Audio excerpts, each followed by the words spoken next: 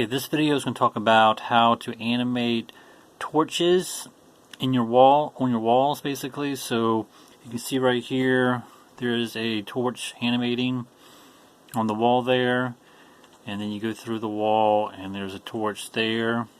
So I'm going to show you how to do that. And I incorporated the monsters in this game, so not only do you have the guys that just shoot from a distance, you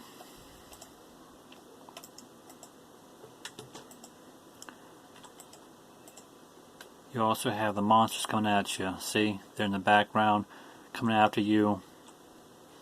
And there's a couple things that I changed with the monsters a little bit, but I'll show you in a minute how what I changed. And for some reason with the torches, when I go through the hallway here with all this fog, I'm not sure, there might be some kind of glitch with it, but when I had the torches along the wall here in the fog, it showed an opening in the wall, and that should not happen. I'm not sure why.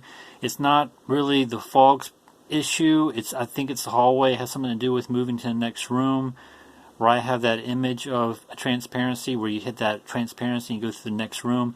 It could be that the hallway's too small. I don't think it's small. I think it has something to do with the transparency of hitting that wall to move to the next room. I think that might be causing an issue with showing a hole in the stone here when you have a torch on it. So the torch is basically a wall, and I'll show you that in a minute. But somehow, when it was in this hallway here, it left a gap, an opening in the wall, and you can't go through it, but you can see right through it, and you can see that there's a flaw in it. So I'm not sure why that caused a problem. I couldn't figure that out because I added fog here, and it didn't do that. It has something to do with this hallway here, moving to the next room. So I can't explain that, but I'll just show you what I accomplished here with the torches. Alright, so I have these yellow, have this horizontal and vertical and horizontal walls. I highlighted yellow for the torches. So in the textures here, I added the monsters here from the other previous game. But let's see, let's go. I added it, it's in the background, sorry. In the backgrounds, there's two images of torches. The first one is this, it's the torches up in the air, and that's all it is. I just did this in Photoshop, pretty much just did a screenshot of the regular background wall. The size of the wall is 128 by 128, and then I just added the image of the torch on top. And the second torch is where it's kind of it's smaller. It's like animating down. So you have a higher image of a torch and a lower image of the torch. Okay, so for the vertical wall, it's the same thing as the regular wall. So the vertical wall, you mess with the Y1 and Y2, which is Y minus 16, Y plus 16, semicolon, then Z1 is 32, Z, I believe that's the other direction. There's three directions with 3D. You got the Y, X, and you have the Z. Even though this is not truly 3D, it still requires you to have the Z axis in there. Okay, so that's basically going to align the wall up and down, so you look at it as a wall. It's not going to be flat. So it rotates it up for the vertical axis using the Y coordinates and the Z coordinates. And so you have alarm in here, number of steps 10 milliseconds, and then alarm 0 is going to kick in. And this talks about texture underscore torch 1, so that talks about this one right here. The higher up image of the torch. Then after 10 milliseconds, alarm 0 from that event. Then the same thing, alarm 0, 10 milliseconds, and then it's going to switch to torch 2. So you have two texture walls that are going to be switching back and forth, showing two different images of a torch, and each image is different. So same coordinates, but different image texture for a wall. So this is texture underscore torch 2. So this is the torch 2 I was talking about. It's animated down more. The first one is animated up more. See the difference? And then it's going to jump back to, then alarm 1 is going to kick in at 10 milliseconds. Alarm 1 is going to, it's going to make it jump back to texture underscore torch 1, and then it's going to go back to alarm 0 at 10 milliseconds. So it's going to keep jumping back and forth. So you got to make sure to close alarm with alarm 0 so it goes back to alarm 0 here and shows the second image of the torch, and then after 10 milliseconds it's going to go to the first image of the torch. It's going to bounce back and forth constantly. That's what's going to happen. Make sure you set it to object underscore wall underscore basics, so it's the same concept as the regular wall, but like I said, you're dealing with animated image on a wall instead of just a still image. So it's going to be the same parented object basics as the regular wall, and that's it basically. And you repeat the process for the horizontal texture wall, but the coordinates are going to be for the x1 and x2 minus 16 plus 16, because we're not dealing with the y's, because the y's deal with the vertical wall, and we're talking about the horizontal wall, so we're dealing with the x-axis this time. Same imagery, texture underscore torch 1, and then it's going to do the same process as the other wall I just talked about, and it's going to bounce to the second wall, texture underscore torch 2, and then it's going to go to alarm 1, and it's going to do the texture torch 1 again and bounce back and forth. So it's the same concept, parent to the object wall basics, and that's it. And you can see right here that the yellow highlighted here are where the torches are going to be at. Like I said, in this area right here, I added torches, and let me show you what I'm talking about. So I can't figure this out. I don't know why it's leaving a hole here for some reason. Maybe you know what the problem is. It could be that this is not completely closed as a wall. Maybe that's what's causing the problem. I don't know. But when I run this, you'll see what I'm talking about. And I don't know why. It's just this one area right here that messes up. I don't know what it is. But just don't add any torches in that location and you'll be alright. So let me kill that monster off. Alright, so basically I'm going to grab the key, go in here, and see there's openings here. See, I don't know why there's openings. There shouldn't be openings there. It should be a torch right there too, but there's not. So I don't know what's causing that problem. So, I mean, I could try to close off this wall here, but I don't think that's the issue. I think it has something to do with moving to there's a one of these lines here, one of these gray lines which I didn't highlight, is, see at the bottom, well you can't see it on screen here, but it says, this line right here says object underscore hit next room. So when he hits this line here, he's going to go to the next room. So maybe that's what's causing the problem with why these are holes in the walls here with the torches. I don't know.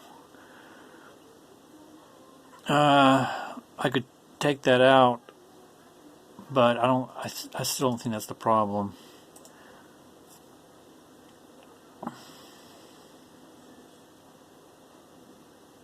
I don't know what it is. It's I just wouldn't add torches there in that hallway there, because I don't know how to fix that. So grabs key. Yeah, see, there's still holes there. I don't know even with that room, I don't know what it is. It's not the fog, because like I said, I added fog. I added fog in this area right here. You know, the fog I was talking about. You can add your own fog to it, and it's not the fog's. It's not that fog issue. Not in this area. It has something to do with this hallway here. I don't know what it is. Maybe you could redo the hallway a different way, and maybe it will show up.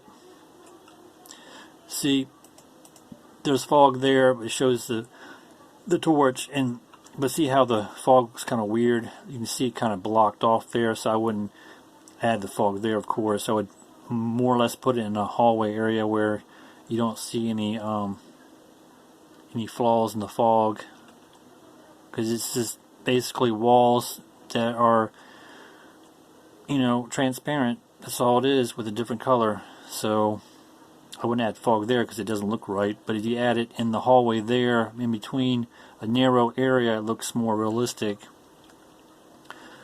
But my main goal was just to show you the torches, how it animates on a wall. So, like I said, if you redo this hallway room right here and make it wider or something, or just change, maybe you can get it to work better than what I have right here. But like I said, just don't add torches in that hallway there and you'll be okay. Just don't add torches here.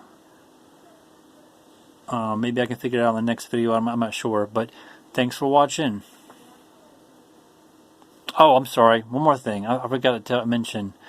The monsters here. The only thing I changed in the monsters was the dead location. So the monsters in the first video I talked about didn't have alarms, but for some reason when I hit the monster, he wouldn't die.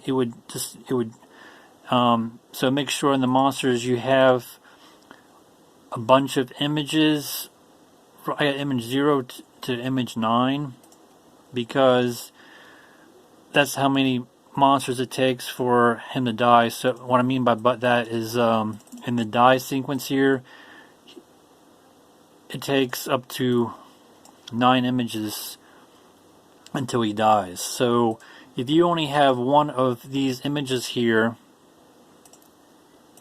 if you only have image 0 and you don't have any of these 0 images up here, then it's going to animate one time, and then it's going to show him not completely dead. He'll jump down to one image of dying, but that's it. So you got to make sure you have as many images you have as animated for when he dies, pretty much. Okay, that's the first step. And then the second step, make sure the origin's set up 7-7, same as the regular monster, which the regular monster, when he's moving, it's set up the same way. The origin set up to X7, Y7. But anyways, when I go back to him dying, make sure you have alarm 0 set up. So alarm 0 set up after 6 milliseconds. Alarm 0 is going to cut in, and he's going to die. So alarm 0, 6 milliseconds in the crate. Then alarm 0 kicks in, and then he's going to be destroyed. And I know I have a destroy here. It's going to show the monster dying and gone, and then subfiles at 7. Keep that in there as a reinforcer. But what you also need is this alarm that's going to kick in, and then he's going to be destroyed. This basically just guarantees that it's going to show the monster dying, show the animation of him dying. Sub image is at 7, so I think sub image at 7 was when the image is completely transparent.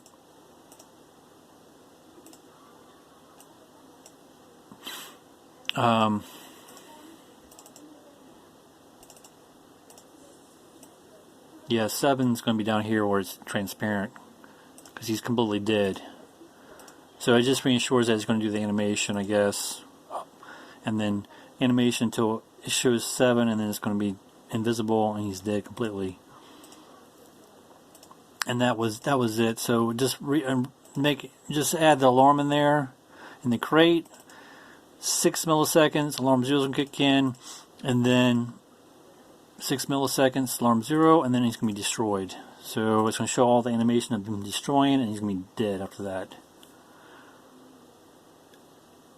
And the destroy monster doesn't need a parent. For some reason, it doesn't need a parent. It probably would be a good idea to add the parent in there, but I don't think it's really necessary. But maybe it is necessary because that way he won't go through the wall. So just in case, if he gets too close to the wall and you hit him when he's in the destroy setup, he's not going to be in between walls where he looks like he's like invisible or something. So maybe it'd be a good idea to keep that parented. Let me just double check here, but I think I would just make sure that's parented. Now, like I said, the guy that shoots, you don't need him parented to a wall because he's not moving. It's just going to be the bad guys, because the bad guys actually move when you move. They follow you.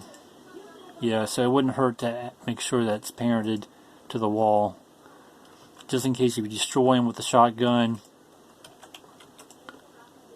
you know, he's not going to go through the wall. Okay, thanks for watching.